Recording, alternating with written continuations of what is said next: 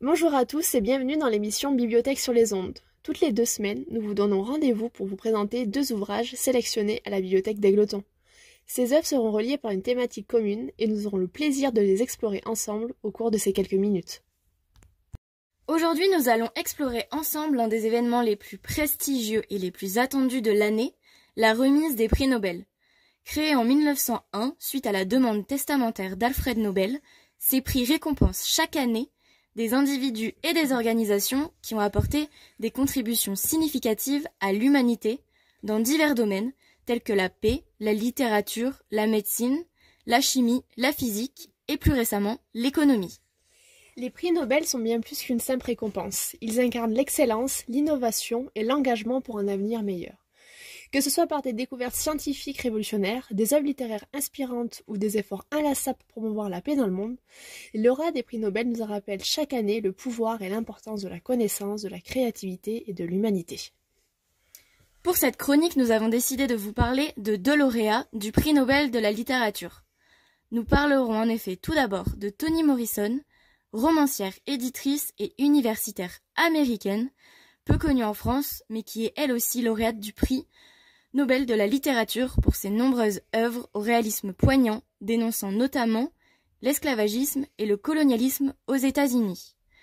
Puis nous vous présenterons Albert Camus, philosophe, romancier, dramaturge, essayiste, nouvelliste et gagnant en 1957 à travers la biographie d'Olivier Todd.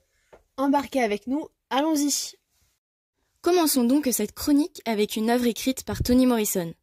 Cette autrice américaine est née en 1931 dans l'État de l'Ohio et est décédée en 2019. Grâce à ses ouvrages et le combat qu'elle mène, elle a remporté plusieurs prix, comme entre autres le prix Pulitzer en 1988 ou encore la médaille présidentielle de la liberté en 2012 remise par Barack Obama. Mais si nous avons décidé de vous parler d'elle aujourd'hui, c'est pour son prix Nobel de littérature qu'elle a remporté en 1993. Une véritable consécration, car d'une part elle n'est que la 8e femme à l'obtenir, mais surtout elle est la première afro-américaine à recevoir cette distinction. En 1987, elle publie son roman le plus célèbre, Beloved, qui lui a permis d'obtenir une renommée internationale. Il s'agit du premier tome d'une trilogie comportant ensuite Jazz puis Paradis. Ce roman s'inspire de l'histoire vraie d'une esclave afro-américaine, un thème récurrent dans les œuvres de Toni Morrison, puisque c'est un sujet qu'elle privilégie et une recherche qu'elle a menée tout au long de sa vie. L'œuvre qui nous intéresse aujourd'hui est Un don. Il s'agit du 9e roman de l'autrice paru en 2008 et traduit en français en 2009. L'esclavage y est le thème principal, mais le roman décrit aussi une cohabitation exempte de racisme où se mêle la vie de pauvres colons qui vivotent et leurs esclaves.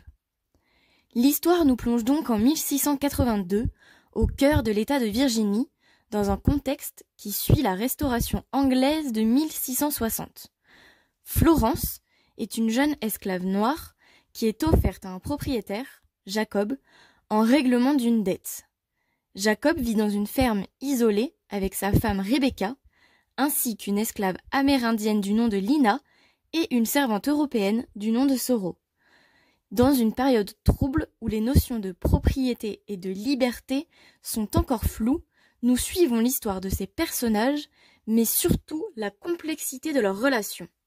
Je ne vous en dis pas plus sur l'histoire en elle-même, qui vaut la peine d'être lue. Ce roman nous plonge dans un monde qui nous paraît bien loin, et nous questionne sur l'esclavagisme, les libertés, les institutions, mais aussi nos valeurs morales. Dans ce livre, la liberté est un concept inatteignable pour tous les personnages, qu'ils soient esclaves, blancs, indigènes ou même autochtones. C'est aussi un livre où l'on peut voir transparaître un discours féministe avec la question de la liberté des femmes, mais surtout la question de leur utilisation, de leur privation de liberté, voire même de dénégation d'existence dans certains cas au fil des siècles et qui peut nous questionner sur l'état actuel des choses à travers le monde. On y retrouve le sacrifice d'une mère qui préfère abandonner son enfant en espérant par ce moyen lui offrir une vie meilleure plutôt que de la voir souffrir avec un maître abuseur.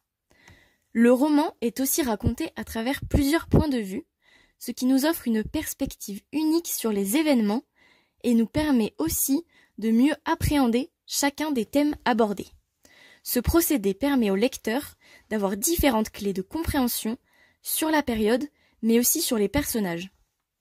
Ce livre est très intéressant puisqu'il nous permet d'aborder des questions fondamentales telles que l'esclavagisme, la privation de liberté, l'endettement, le féminisme et bien d'autres encore, sous le prisme d'un roman court qui se lit rapidement. Il s'agit également d'une piqûre de rappel sur une part importante de l'histoire et qui peut nous offrir des clés de compréhension sur le quotidien actuel des populations afro-américaines, ainsi que sur ce lourd héritage qu'ils portent quotidiennement. Je ne peux que vous inviter à l'emprunter à la bibliothèque d'Égletons afin de découvrir l'avenir qu'aura finalement cette petite Florence. Pour notre deuxième œuvre, nous allons vous présenter succinctement la vie d'Albert Camus, connu notamment pour l'écriture de L'Étranger, grâce à la biographie très complète d'Oliver Todd intitulée Albert Camus, une vie. Cette biographie commence en soulignant que Camus était très pudique sur sa vie privée. De son vivant, il ne s'est confié qu'à 3 biographes, ce qui est très peu comparé aux auteurs de son époque. Olivier Todd nous annonce alors qu'il va essayer de dresser le portrait de l'homme et non de l'écrivain, grâce à un travail approfondi sur les lettres inédites, des archives et des registres portant le nom d'Albert Camus.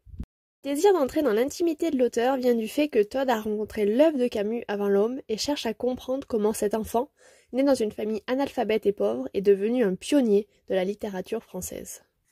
Camus, comme on le sait, est né en Algérie de parents pieds noirs et est devenu un journaliste, écrivain, dramaturge et acteur très connu. L'auteur nous transmet toute la dichotomie de cette figure mystérieuse, à la fois cassant et chaleureux, hautain et incertain de lui-même. Toutes ces facettes de sa vie nous sont parvenues non seulement par ses écrits, mais aussi par ses revendications politiques et artistiques.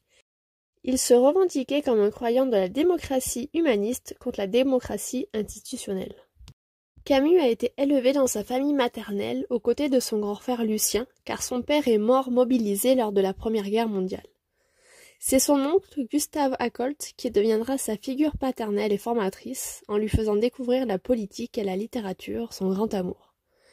Il ne faut cependant pas oublier non plus un de ses professeurs, Louis Germain, à qui il dédiera son prix Nobel en 1957.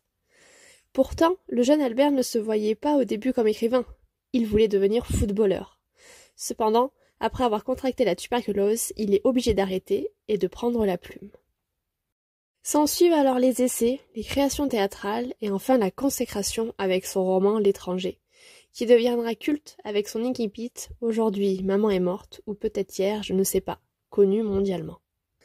Olivier Todd s'attarde également sur la relation tumultueuse de Camus avec Jean-Paul Sartre, que Todd connaissait bien, l'ayant fréquenté durant sa jeunesse, qu'il décrit comme des frères ennemis. Tous deux étaient bons amis avant de se confronter sur leur vision de la révolte suite à l'apparition de L'Homme révolté, un essai de Camus. Ce dernier considère la révolte comme un refus positif. Un échange épistolaire houleux s'établit alors entre les deux et leur relation amicale en sera perdue. Je ne vous en dis pas plus sur la vie tumultueuse de cet auteur et vous laisse découvrir sa vie à travers le travail titanesque effectué par Olivier Todd. Pour nous aider à visualiser la vie de cet auteur, plusieurs inserts de photos d'archives sont présentes dans le livre. Des photos de famille, d'amis, en public et bien plus encore. Pour les plus courageux, après les 760 pages de lecture biographique, un chapitre de notes explicatives nous permet d'approfondir encore plus la vie de Camus, car comme le dit Olivier Todd, il faut garder Camus vivant, il permet de réfléchir.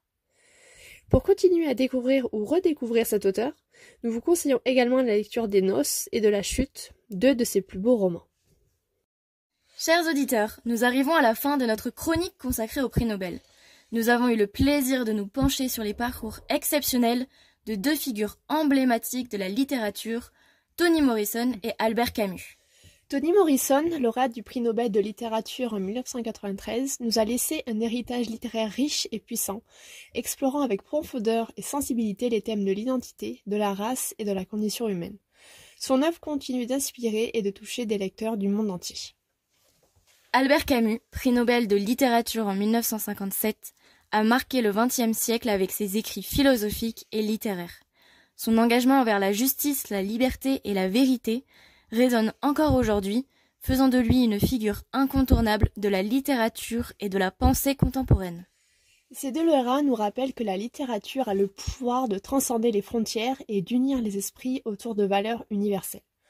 À travers leurs œuvres, Morrison et Camus nous invitent à réfléchir, à ressentir et à nous engager pour un monde meilleur.